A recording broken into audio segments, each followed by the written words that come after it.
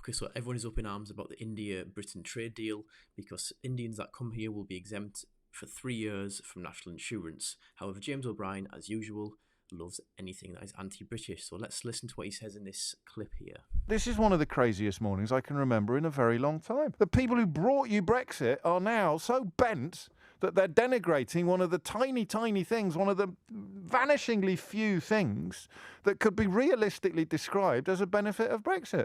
And who cares apart from me? And hopefully you. At least by now, nobody. Who cares about the truth? Who cares about the facts? The bulk of the Brexit reporting media, the Brexit supporting media, is trying to portray it as some kind of two-tier deal. It's not a two-tier deal unless the second tier is pretty much every country that we have a trade agreement with. Is it racism?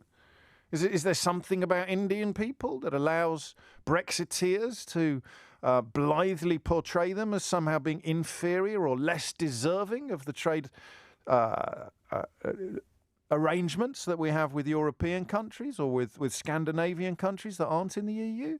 Even, I think, if I've understood things correctly, even with the United States.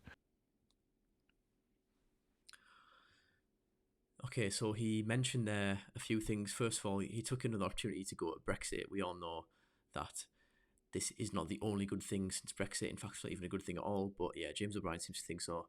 But yeah, we'll just leave him with that one. He can think that if he wants. But the biggest problem with this is essentially, first of all, paving the way for more mass migration because there's going to be a lot more of them coming here now because it's going to be cheaper for them, and the government will issue visas. I'm pretty sure easier. You know, we already get a lot of foreign students from India. We get a lot of workers coming over, and also it's going to favour them in the recruitment process because they cost less money to hire now than British people. So this Labour government are essentially rigging the job market against British people. Why can they not cut this national insurance for the first 3 years for medical graduates or science graduates who are going to come and work hard for the country and be pioneers in science and also take care of people who need care? No, why does it go to people who've never contributed to this country before, and they straight away are getting these benefits where they're saving money over British people and also are going to be hired easier?